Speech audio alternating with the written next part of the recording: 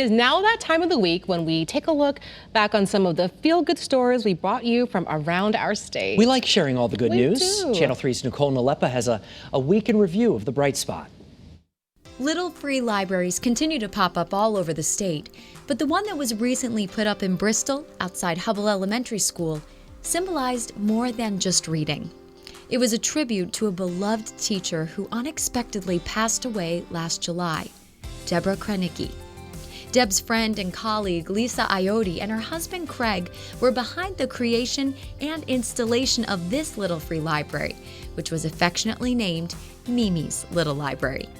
The handprints on the post are actually those of Deb's grandchildren, all whom Lisa said she absolutely adored. The hope is that Mimi's Little Library will reach others in the same way that Deb had a way of reaching all those around her. So we knew there was something wrong with his hearing. So, later on we found out he had something called microsia. His inner ear, it works, but his ear canal, there's something, that it didn't really form properly, so sound doesn't carry to the inside of his head. Joseph wears a headband with a hearing aid on it called a Baha, which stands for bone-anchored hearing aid. It sits kind of tight on his head and it vibrates the bone and it carries the sound to his inner ear, so it helps him hear a little better. Steph admits it has taken some adjustment getting used to, both in and out of the home. People would think he was a girl because he had a headband on. And, I would usually just explain, it's a hearing aid.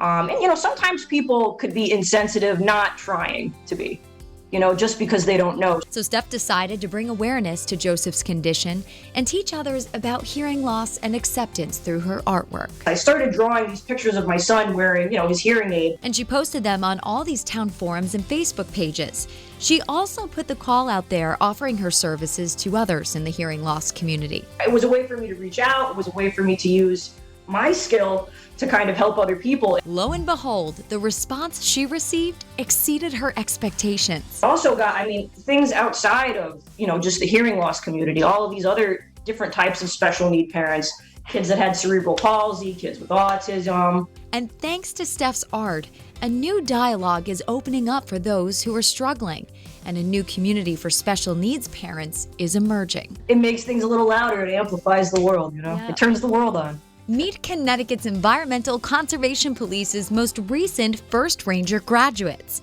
After undergoing extensive multi-week training at the Academy, this class has been equipped with life-saving skills, de-escalation tactics, and new uniforms. And it's very possible you'll see these brightly colored uniforms this summer at some of our state parks. This group will be helping out full-time conservation officers.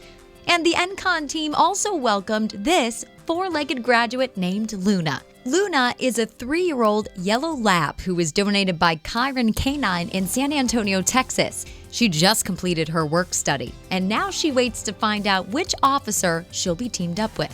All week, East Hampton High School has been displaying the smiling faces of their graduating seniors right on its front lawn.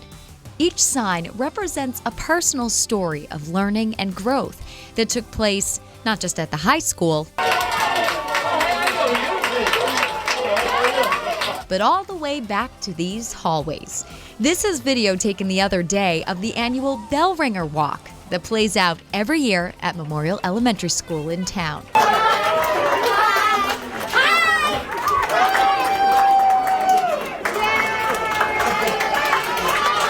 With today's Bright Spot, I'm Nicole Nalepa.